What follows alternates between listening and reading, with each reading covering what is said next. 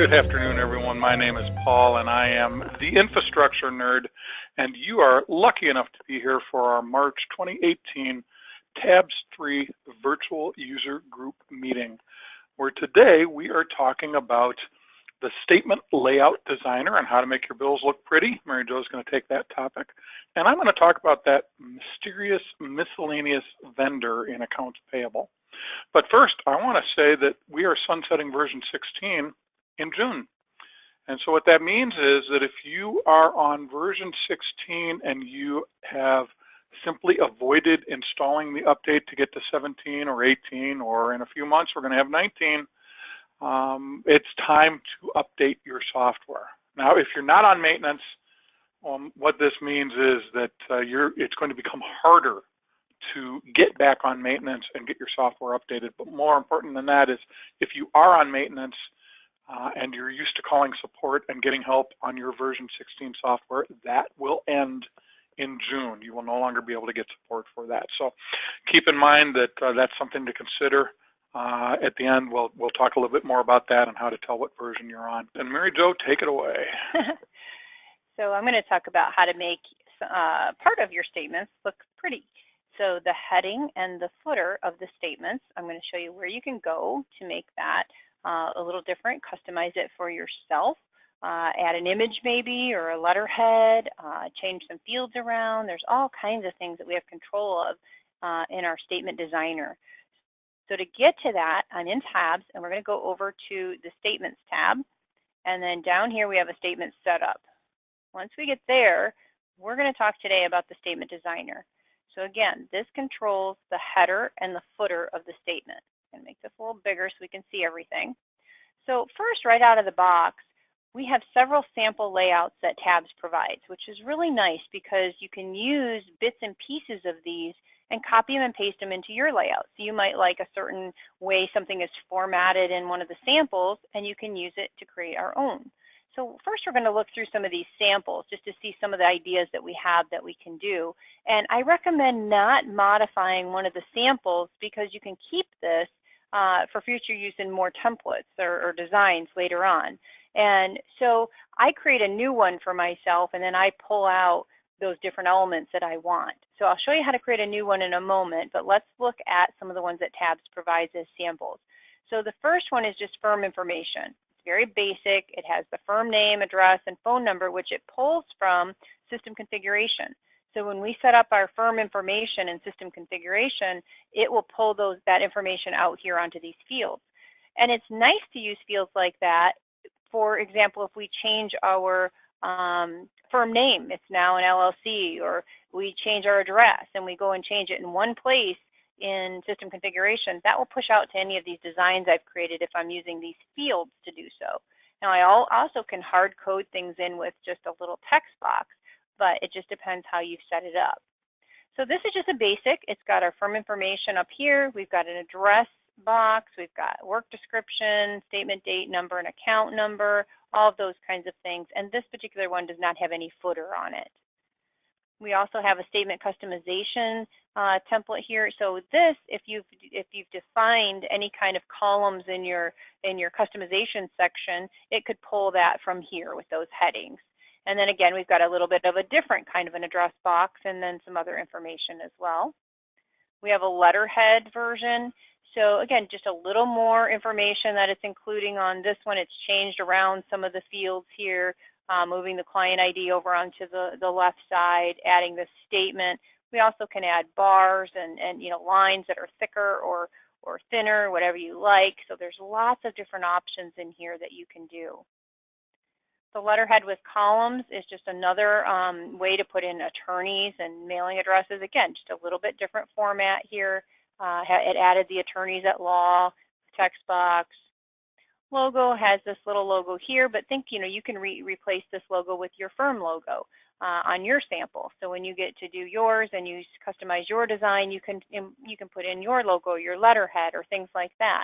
And as long as you're using a bitmap, a PNG, or a JPEG, then you can go ahead and you can insert any of those kinds of images into your design.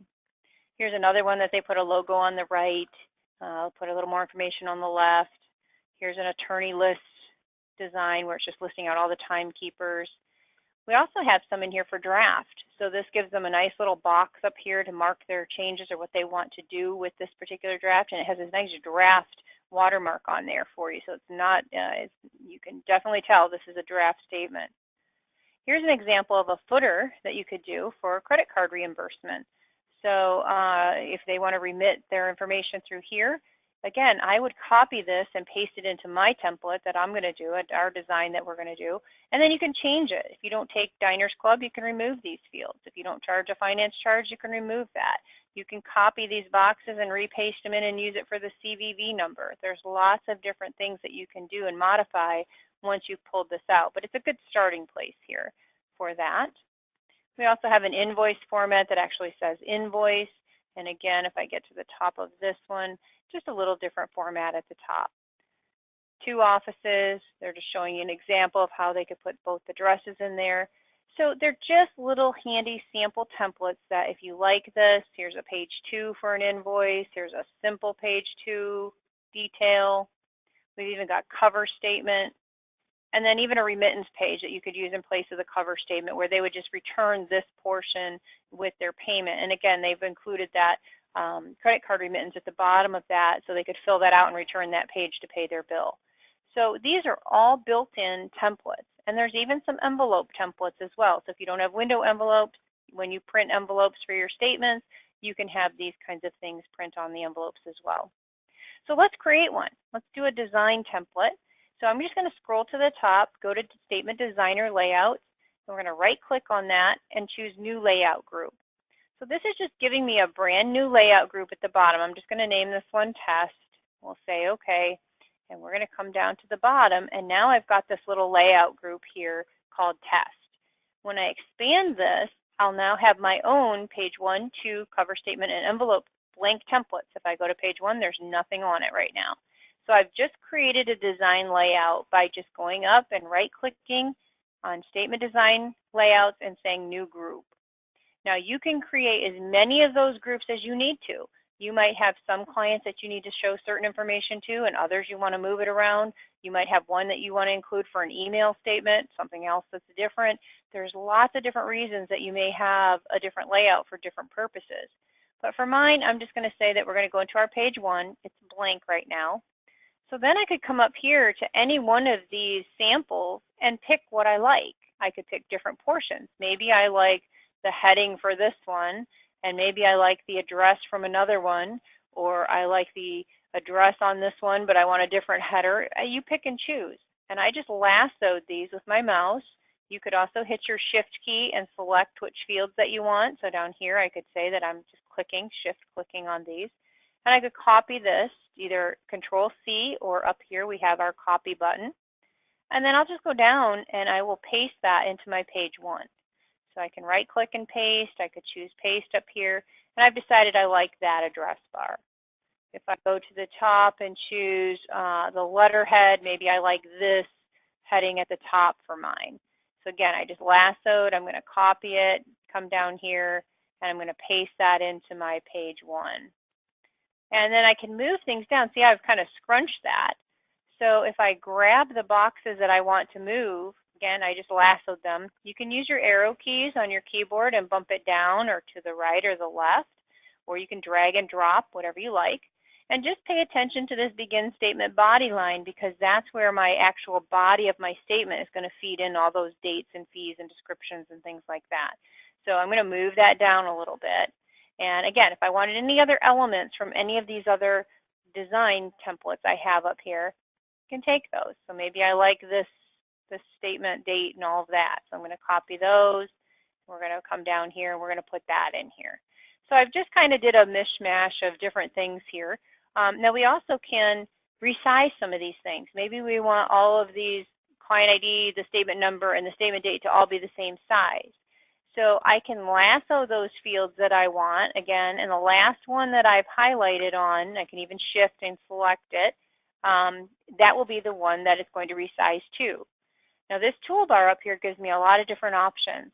We can go ahead and align things to the left or the right. We can align them to the top or bottom. equalize them for the width and for the height, or we can do some aligning to the center. So for this one, I'm just going to quickly equalize the width, and now it's pushed everything over to the right. Nothing is lined up. So then I'll just click on Align Left, and now they're all in order here. So I have two of them that I resized, the number and the date. Now, if I wanted to do the client ID, I can also do that. Again, equalize. And I could have done them all at the same time and just move it to the left. So these little toolbars up here we can also do with text. So if I wanted this text to be aligned to the right or the left on any of these, again, just by picking them, Shift, whatever I want there, we can align the text the same way to the center. And you can even take elements and do that to the page as well. This is aligning it to the left of the page, centering it on the page, or aligning it to the right on the page. So lots of different options for that header. And then if I did want that credit card statement remittance for the bottom, we could come in here, and again, I could copy that and I could paste it to the bottom of my footer at the bottom, and then we just would drag up our footer ending for that as well. Now, sometimes I'll have firms that their letterhead, they have their logo at the top and then the address is down here at the bottom. And so again, you could either use these fields over here to insert fields. So here's some firm fields here that we could insert, or you can use text boxes to insert a text box and drag it wherever you'd like. So they may have their address in one big long text box at the bottom. So there's other reasons or ways that you can use the footer besides just that, that credit card remittance. You could also put your page number down here, things like that. And then you would just continue to do these things with your design elements for page 2.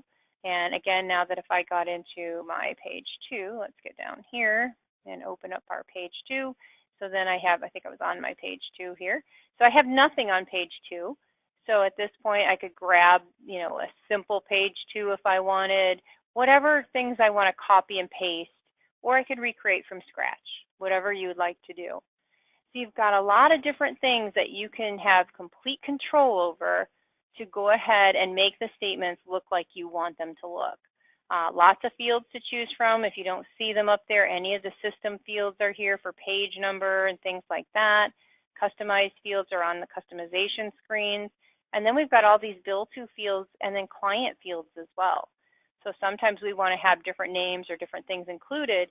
Well, maybe they're not on one of those sample statements. I still have all of these fields available to add to my statements. Timekeepers, things like that are in here, different phone numbers, email addresses. Some for their email template might say something like via email and have the email address there. Whatever you prefer. Here's one that has a sample down here of the page number and a little line.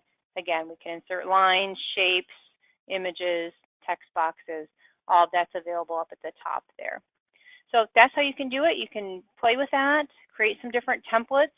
Once you get these templates or these designs completed, then you assign them to templates, and then templates get assigned to matters. So that's how you can push it out to a certain matter once you've created these.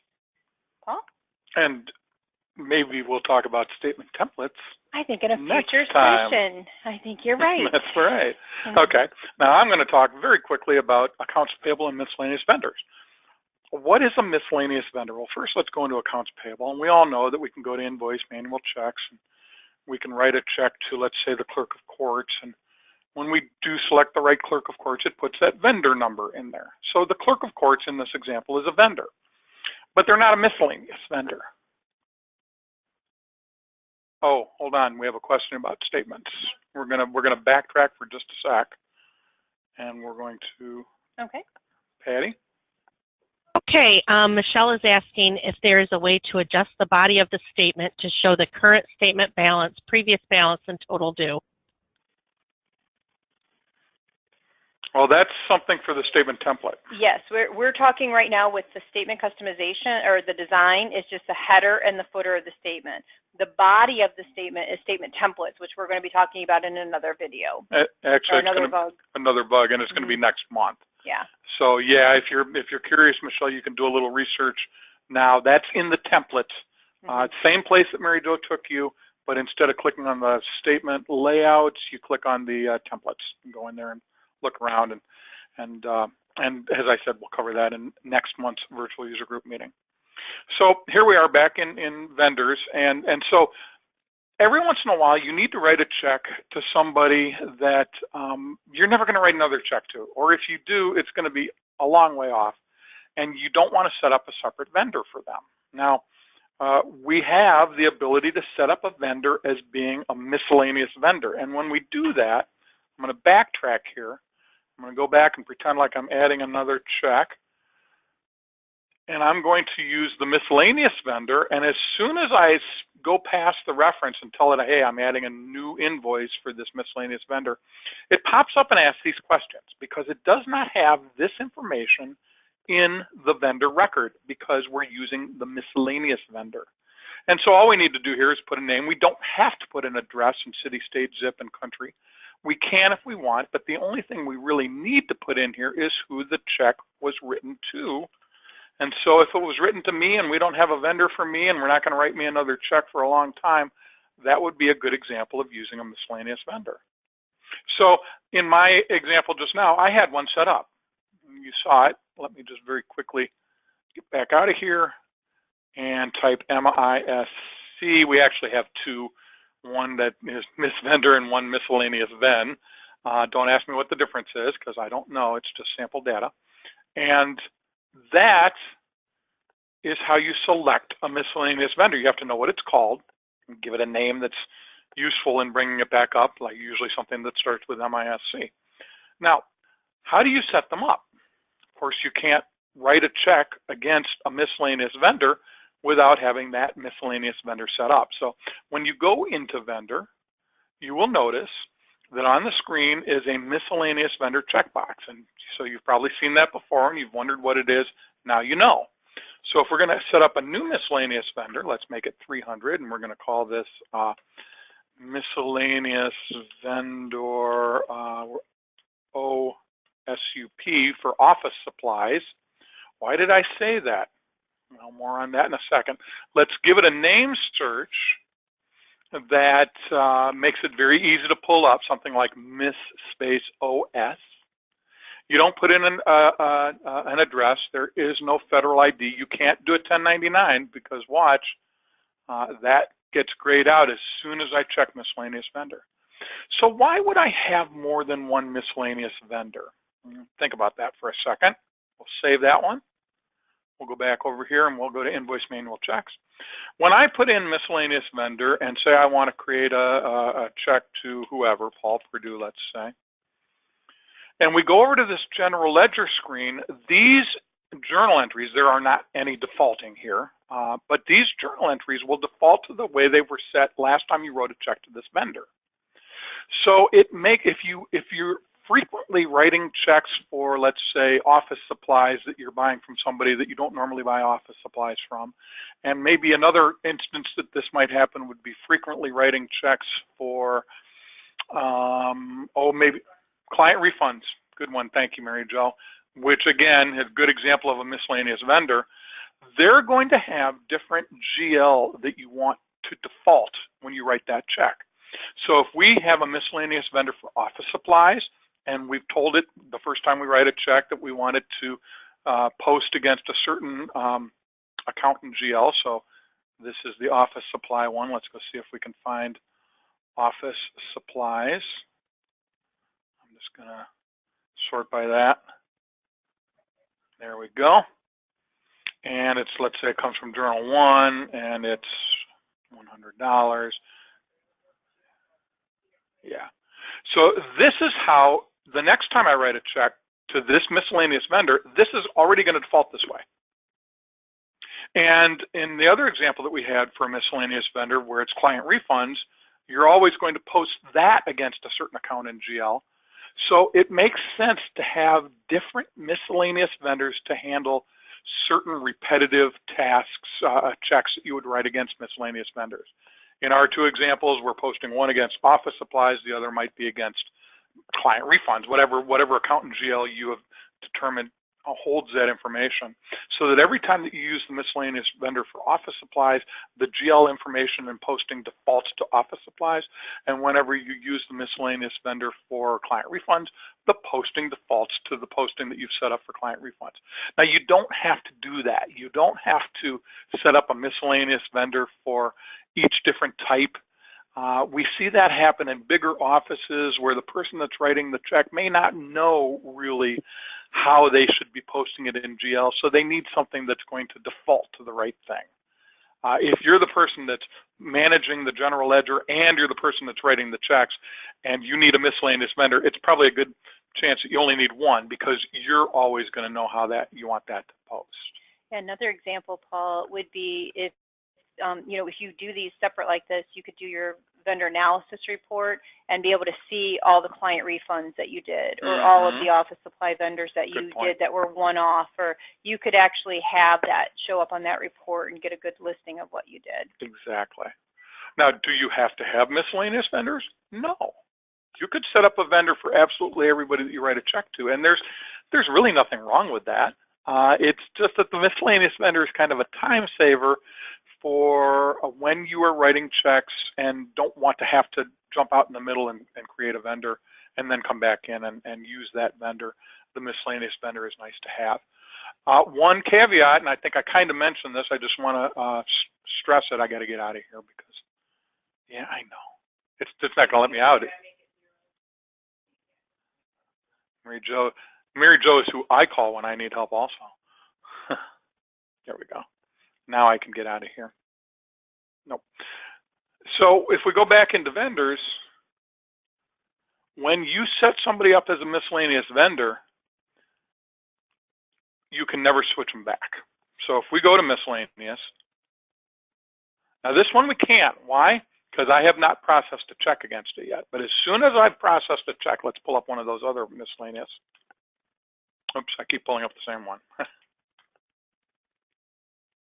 As soon as I pull up somebody that's had a check processed, I cannot uncheck that. So you can't say, oh, I set them up by mistake as a miscellaneous vendor and now I want to change it. That's a little bit more complicated. And you can't set up a miscellaneous vendor and then decide later, I'm just going to keep that as office supplies for whatever that vendor was. You can't go back and change it. So be careful about that. If you set up a miscellaneous vendor, you can't print a 1099, and if later you decide you do need to print a 1099 for a miscellaneous vendor, it's complicated. But really, you shouldn't run into that problem because miscellaneous vendor is meant to be used for someone for whom you don't really have a real vendor record set up. And that is that. I do want to stress again that version 16 is getting sunsetted. So I did promise, how do you know when you're on version 16? You simply go into Help and click on About. And when you get into About whatever program you're in, one of the very first things it's going to say is what version you're on and what level, whether it's multi-user or single user or Platinum SQL. So this is what we're looking at, this 18.1. We are on the current version of the software. If you pull this up and you've got 16 something in here, 16.1, 16.2, then you need to think very seriously about getting that upgraded to something else, or your support will no longer be available come June 1st. Next month, we are going to talk about statement customization. Mary Jo is going to take that topic, and it's all the other stuff that goes into how your bill looks, like the terminology and certain other things based on that are found in customization under the statement customization tab. And I am going to talk about statement templates. That's what I was kind of guiding Michelle towards. It's the statement templates that determine what goes on in the body. Right. That's a good point, Mary Jo says, and customization is part of what Michelle would be looking for. Of course, let's go to our website and take a look real quick so we can show everybody how to get back to these videos. If you go to our website, attorneycomputersystems.com, notice the emphasis on that last S in the word systems. If you go there and click on the video button, or drop down and click on one of the titles. If you click on the word videos, you get to this screen that describes them all, and then there's a more info button for each one. We have 4 live events. You are currently in the Tabs3 virtual user group meeting. We also have virtual user group meetings for Practice Master and World Docs, also on the same day as the Tabs virtual user group meetings.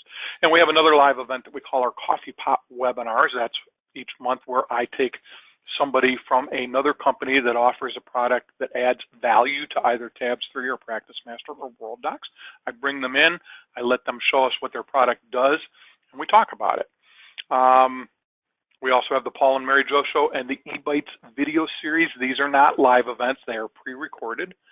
Every month, Mary Jo records 3 eBites, one on Tabs, one on Practice Master, one on World Docs. These are short 2.5, 3-minute videos where we take something really cool that we can explain very succinctly, and we put it in a video, a short video that we call an eBite.